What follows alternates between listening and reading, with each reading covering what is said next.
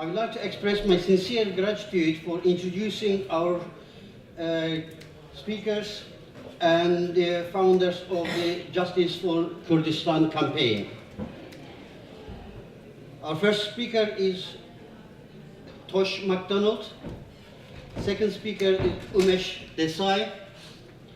Third speaker will be Tom Miller. Fourth speaker will be Asha Raza.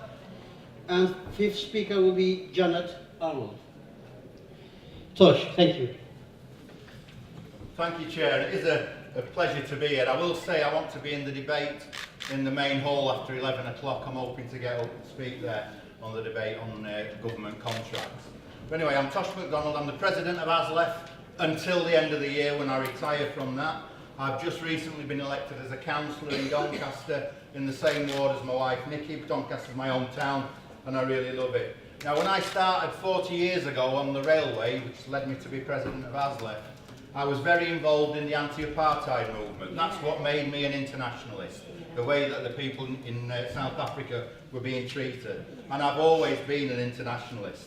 As an avid reader of the Morning Star for more than 40 years as well, I also understand the problems that the Kurdish people have been facing, whether in Turkey, in Iran, Iraq, or in Syria. So I've always been aware of that. Now, I'm also a regular attender at the Durham Miners Gala, and I must say I was so amazed and moved by the Kurdish contingent that turned up to the Durham Miners Gala this year, and Ibrahim's speech when he spoke there about the Öcalan campaign, the Justice for Öcalan campaign. And I was so moved because it brought me back to when I first started as an internationalist with the anti-apartheid movement, when they talked about Öcalan being in jail, in a prison, for is it 19 years, I think, if I got that correct? And obviously you have to draw that comparison to Nelson Mandela, who was in jail, in prison on Robben Island for so many years. The difference here, that Öcalan is in a prison on an island with no comrades to speak to. Mandela at least had his fellow ANC comrades. So I was very moved by that. And then when Ibrahim invited me to come and have a coffee, something to eat with him in London, and told me about the campaign for the Kurdish people in Turkey, the mayors, the councillors, in prison for representing people, doing what I and Nikki and many others do now, proud to represent our communities, and for that being jailed.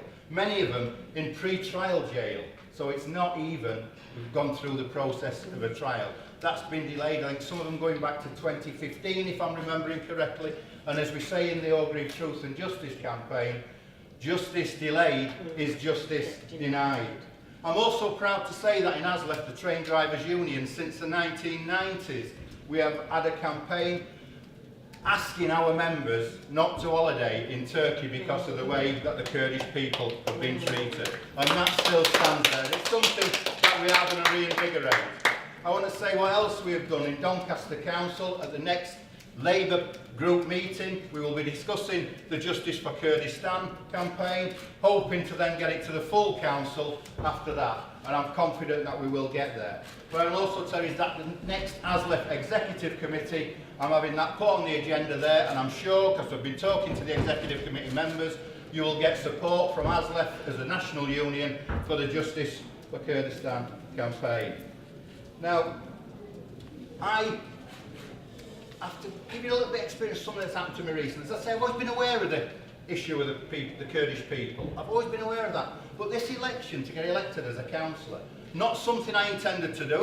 My plan was to retire and spend a year with my motorbike. But then a by-election came up in my own town, the same ward where my wife sits, and been and got elected and got campaigned there. During the campaign, we called it the Alevi Centre.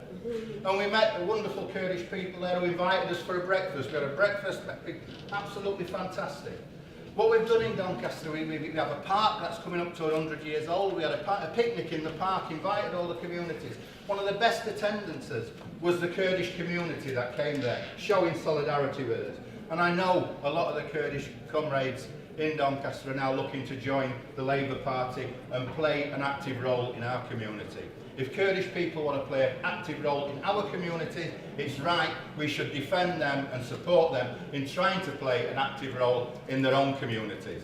I came on, I'm losing track of days, was it yesterday or the day before? I came to this same room to listen to the Iranian Kurdish people talking about the bombing from Iran of their party headquarters It's just was it the 7th, 8th of September, I think, this year, and the people who died are very moving. People who are on the front line who are fighting ISIS on the front line, the Kurdish people, are not getting the support and recognition that they should be getting from the British community.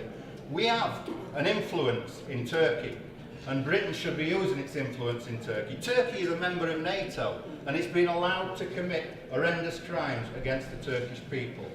I will give my support, our Doncaster councillors will give their support, and I know that ASLEF will give their support to the Justice for Kurdistan campaign, for people who want to represent their communities. It's a simple aspect of democracy that is being denied to the Kurdish people, amongst many, many other atrocities committed to the Kurdish people by different nations. But for Turkey, that's where we have our aim, and since the 90s, ASLEF have been recommending our members not to visit Turkey as an holiday destination, just like we used to say, don't visit South Africa during the apartheid years. Thank you.